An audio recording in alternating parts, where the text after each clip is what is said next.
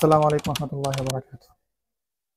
যদি কোনো মানুষ বা কোনো ব্যক্তি যদি আসামিকে ক্রস ফায়ার করবে বা তাকে গুম করে ফেলবে এই ধরনের ভয় দেখে তার স্ত্রীকে দিনের পর দিন ধর্ষণ করে, ওই মানুষটাকে আপনি কি করবেন? তার শাস্তি কি হইতে পারে? তার শাস্তি কি হইতে পারে? সে কি রকম জঘন্যতম একটা কাজ করছে? এটা হইলো আপনাদের শেখ হাসিনার আমল নামা। এটা হইলো শেখ হাসিনার যে প্রশাসন, লালিত পালিত প্রশাসন ছিল, ওই প্রশাসনের কাজ। কালবেলা নিউজ থেকে নিউজটা করছে, একটু নিউজটা দেখেন, তারপর আমি বলতেছি। এটা হইলো ওই সে ব্যক্তি এই জঘন্যতম কাজ যে করছে। এই হলো আপনার সেই ব্যক্তি যে শেখ হাসিনার আমলে র্যাবের একজন কর্মচারী ছিল।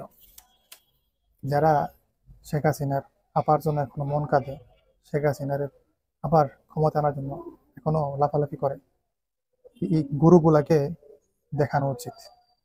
আসলে শেখ হাসিনার যারা অনুসারে করে, এখনো করে, সব কয়টার মন মানসিকতা এরকম। কি দেখাইবেন তাদেরকে? এগুলা বইলা লাভ নাই।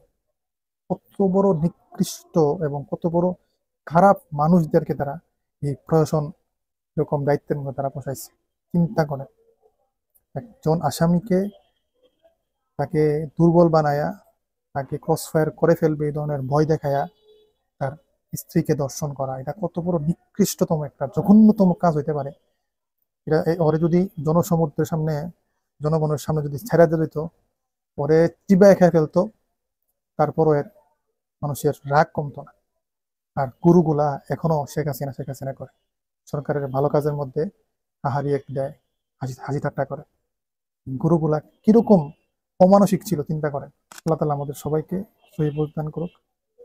এই জন্যই আল্লাহ তালা কোরআনে বলছেন, উলাইকা কাল আনআমি বাল হুম আদাল ওয়া উলাইকা হুমুল গাফিলুন। আর এই তারাই হলো ওই নিকৃষ্ট লোক যারা পশু প্রাণীর থেকে, শুকর খিঞ্জিল থেকেও বেশি অধম, নিকৃষ্ট।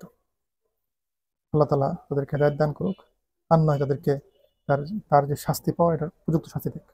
আর সরকারের কাছে দাবি জানাই, এই গরুর যেন সঠিক এবং সর্বোচ্চ শাস্তিটা হয়। আসসালামু আলাইকুম, আল্লাহ হাফিজ।